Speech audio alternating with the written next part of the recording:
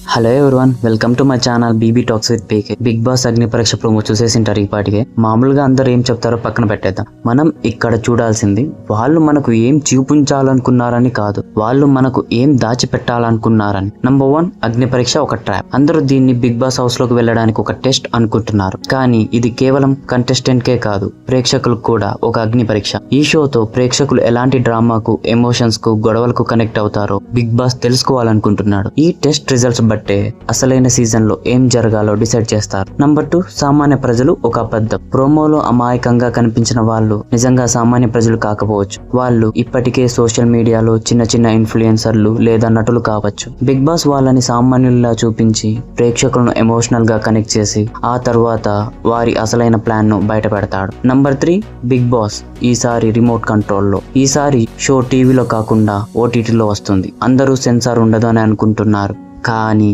అసలు విషయం అది కాదు.